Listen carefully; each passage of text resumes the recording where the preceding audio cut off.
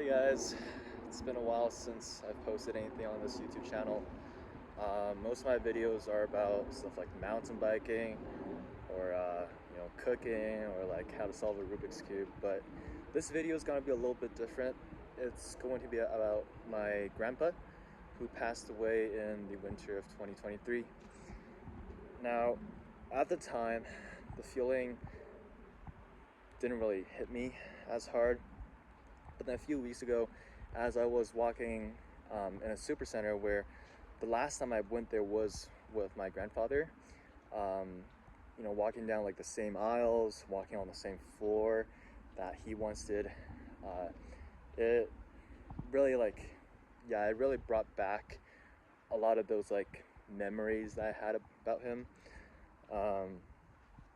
So I thought of just making this video to commemorate his legacy and his impact on my childhood growing up. So yeah, I meant to upload this video a few weeks back actually. In fact, I meant to upload it like a month back, but it was delayed a bit. And you might also notice that my voice in the video is kind of like, it's a bit muffled, and that was because I was sick and I was really sad. So yeah, I did put captions with the video as well, so hopefully that makes everything a bit more clear. But yeah, without further ado, this is my grandpa.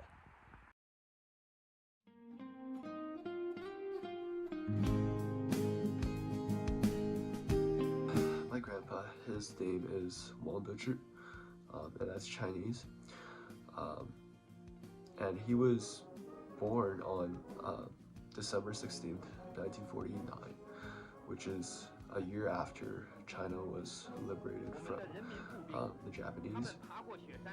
So he was born with an older brother who had some mental issues. He was a bit slow in the head. At a very young age, his father passed away due to some sort of illness. So he and his brother, older brother again, they were left in the care of their mother. However, at the time, especially after China was liberated from the Japanese, the nation had to undergo a lot of like reconstruction, right? So life was pretty tough back then. The country was a mess, right? So it was hard to make a living. So his mother remarried to another guy. Now, this guy was a bitch. Like, he was very abusive to my grandfather's mother. He would like always beat her up, always mistreat them. And the dude, he had a son. So, as my grandfather was growing up, the clothes he received, the toys and everything were all hand-me-downs from the guy's son. And because my grandfather wasn't his like actual son, right? The guy didn't really give a shit about my grandpa. And I remember this one time when I was kind of talking to my grandfather, asking him about his childhood and stuff.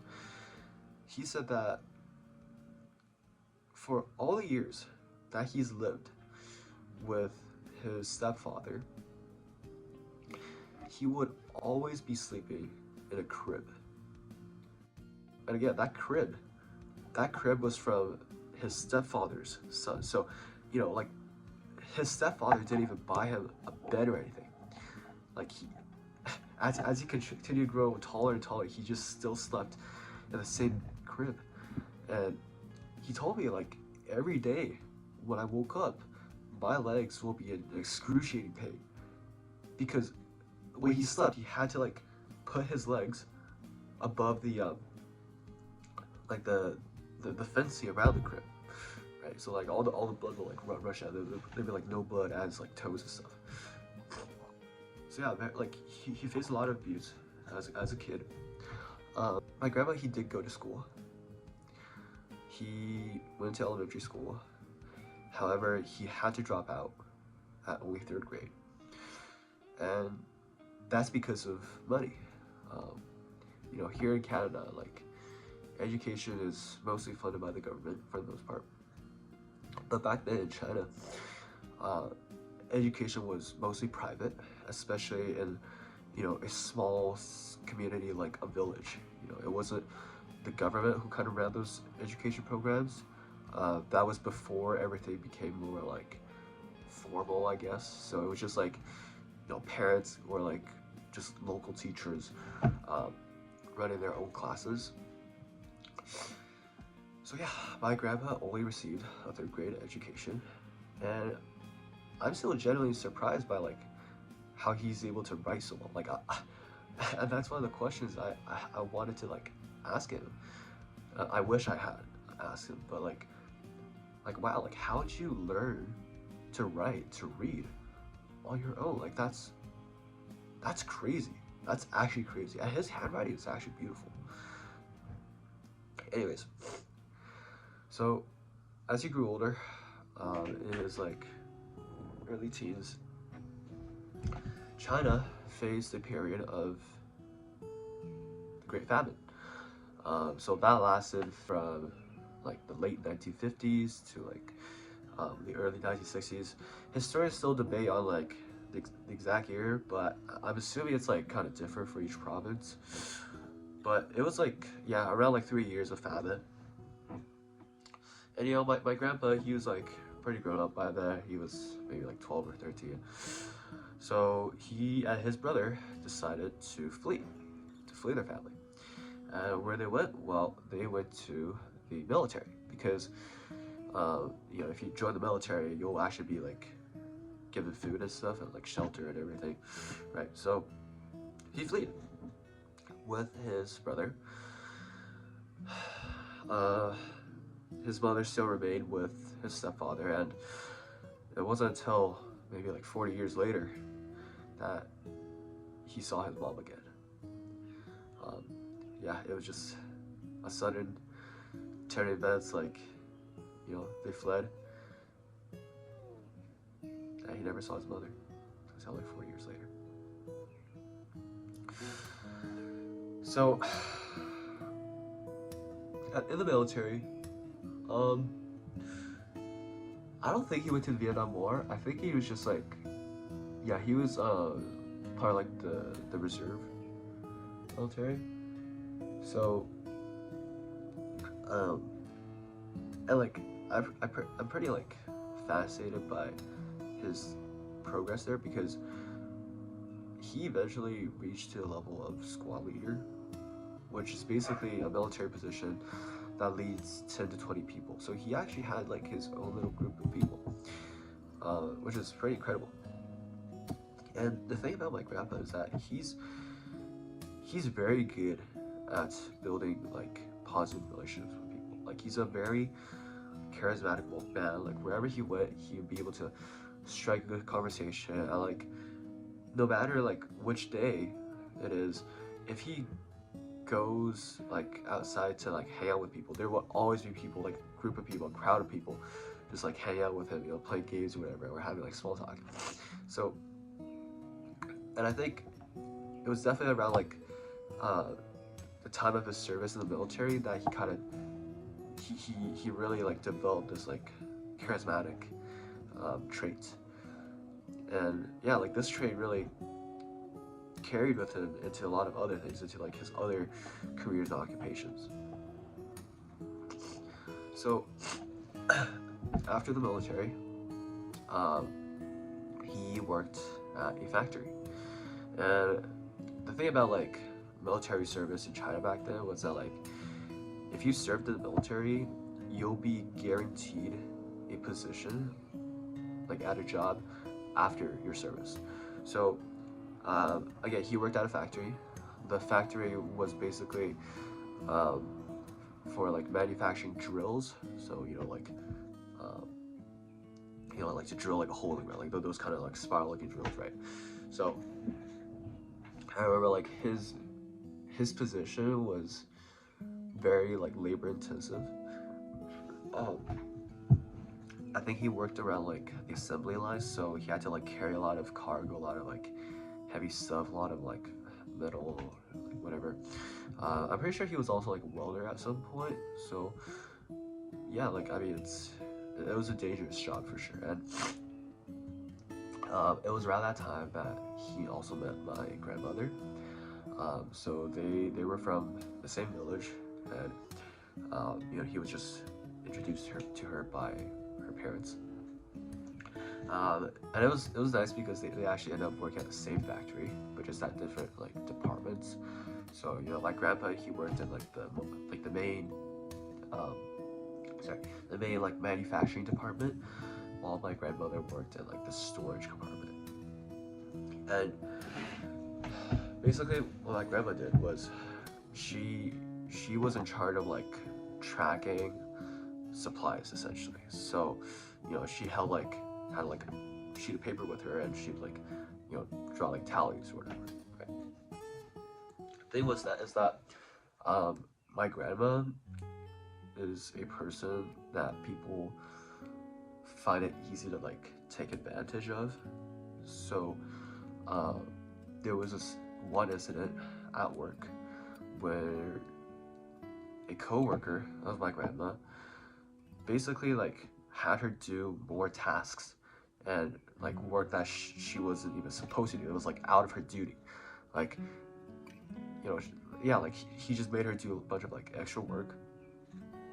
And um, when my grandmother went home and told my grandfather about this, he was like mad, bro. He was mad. Like he basically stormed into like the manager's office and just started like shouting at him. Um, and that's something else I like about my grandpa, because he's a very gentle person, but if he faces injustice, he will stand up. He is not afraid to fight. He is not afraid to argue. And one of like the iconic kind of lore that I've heard about my grandpa was that at the office, you know, he like just straight up like slammed onto him as hard as he can, just like walked out of the room. So that was pretty tough. um, yeah, there's a lot to admire about him. And after that incident, um, he was actually very close to getting fired because of like his behavior towards the manager. But again, like due to his like charismatic nature and like his popularity among his like coworkers, um, most of them like end up defending my grandpa. So they were actually in support of what he was standing up for, and soon afterwards he was still able to like keep his position at the factory. So that continued a bit. After a while, he switched jobs. This time, he worked at a farmhouse that was a bit far away from his village. So every day at about 4 a.m., he would hop onto his bicycle and ride to his workplace.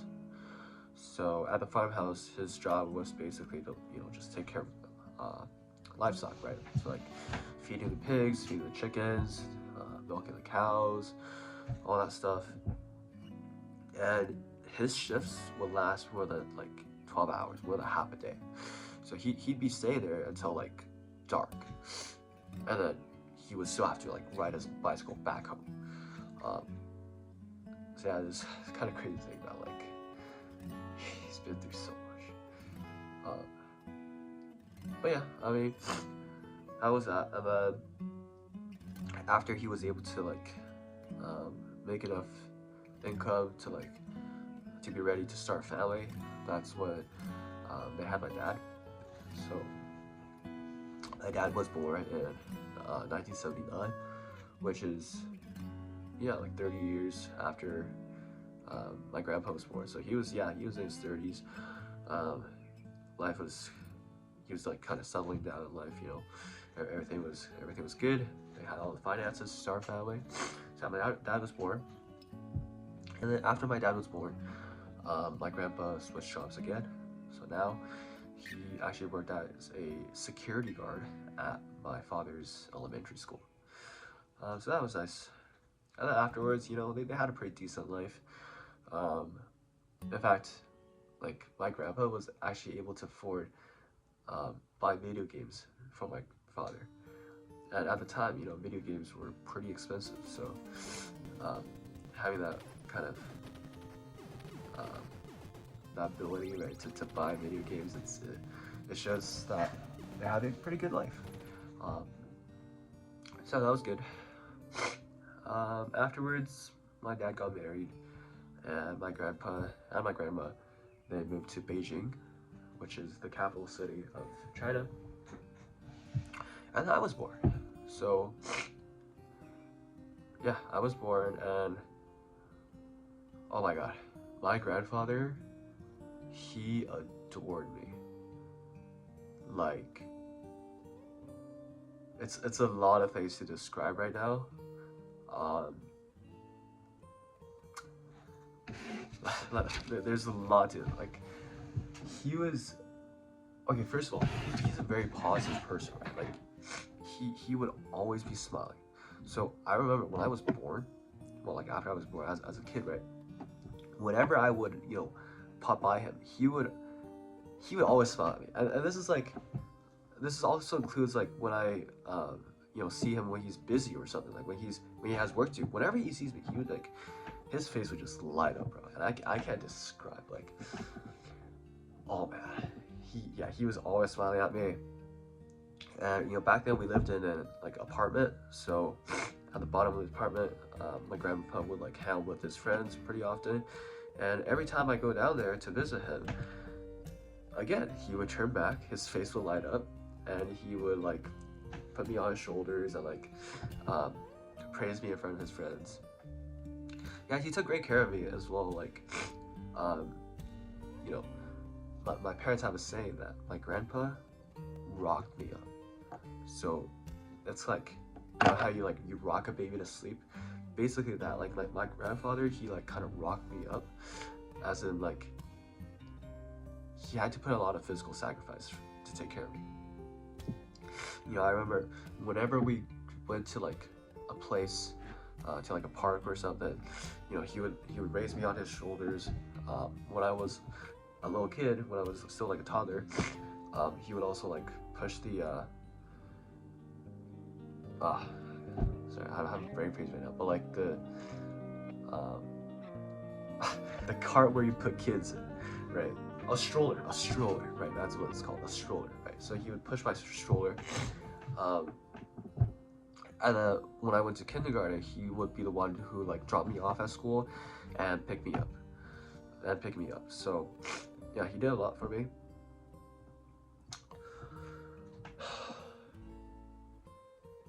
Yeah, it was pretty incredible. Yeah, like even Canada as well. Like in the summer when I had like summer break, that was usually the time they would like fly over to visit us. So when I was home alone, and my like parents were at work, they would be the ones taking care of me. And you know, I feel like for most of my childhood, my time has been spent with my grandparents. They were just always around me. I had a really close bond with them, and I still remember like every time they had to go back to China after like summer break, I would just be like crying on the car, like, you know, holding my grandpa and my grandma's hands, and like, you know, hugging them at the airport. Yeah, it's a very close bond. But yeah, afterwards, life kind of moved on, and this is as around the time of like junior high for me. So, you know, grade 7 to 9. Yeah, life kind of moved on. Life sped up. More school, more stuff in life as well, and my grandparents didn't end up visiting me as much. So, you know, we kind of lost a bit of connection there. Like, obviously, we still would call each other at times, but you know, it's different. Like they're not around me anymore. You know, so yeah. Not much happened until 2022, the fall of 2022. In the fall of 2022, my grandfather was diagnosed with lung cancer. I knew my grandfather was a strong person, so I didn't like think too much of it. I thought, after a hospital visit, he would just recover.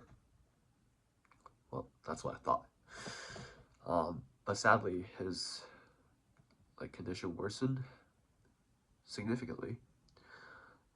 That in um, like December of that year, he was basically laying on the hospital bed all day. And I I remember my dad, he showed me some pictures of him. His face was pale. His eyes were nearly shut. Like you can kind of see the reflection of light off his pupil, but that's pretty much it. It was pretty much shut. Um, his hair was gone, and he had a lot of tubes inserted inside of him, including one that was inserted down his throat. And I guess at the moment I didn't really know how to react. Like I didn't recognize him. I didn't really think that was my grandpa. Um, I couldn't believe it. And on the day when I last had a FaceTime with him, I just I didn't know what to say. I don't know, I saw his condition, but I guess I was overwhelmed with my sight. I couldn't think. My mind was blank. I just looked at him. I just looked at him on the phone. You know, all I could muster was to say, you got this. Hold on. You'll make it. Things will get better. But I really wish I said more. I really wish that instead of say those words and just passing the phone back to my dad, I wish I held on to that phone a little longer. Even if I didn't say anything, I wish I looked at him for a little bit longer. Right now, I can still remember this sight. When he saw me, I saw his throat moving, as if he desperately wanted to say something to me. And but he couldn't, because he had the tube inside him. He couldn't say anything. So that afterwards, I began seeing just tears falling out his eyes.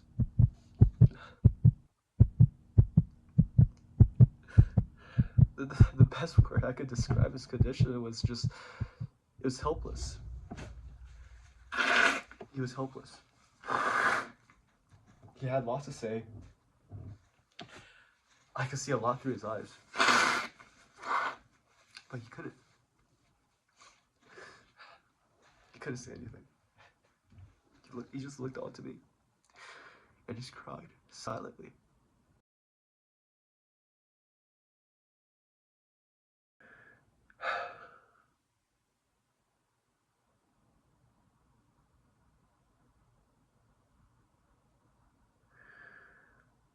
Yeah.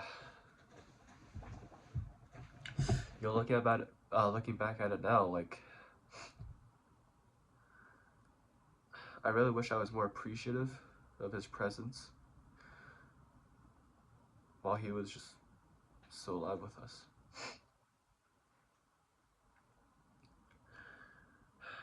And I regret not talking to him more, not just taking my time from my day. Maybe at night before I sleep, just call him, you know? Just a quick 10-minute call or something. Like, looking back on it now, I have so many questions to ask. But I can't. You know, questions like, how did you manage to learn Chinese on your own without ever completing like grade 4 even, right?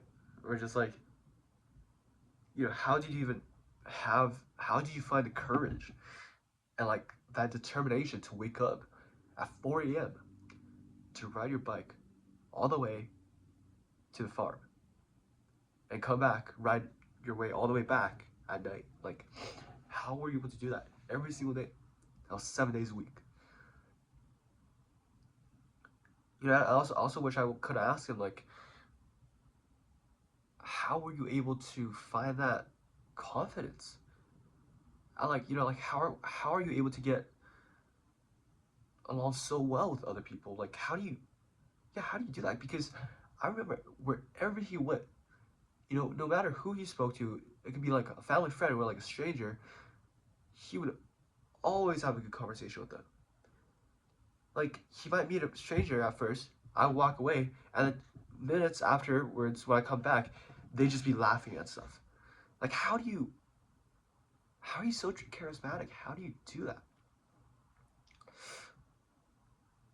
And, you know, I really wish I could have asked him those questions on those, you know, beautiful evenings when I was sitting with him in the backyard and he was like smoking.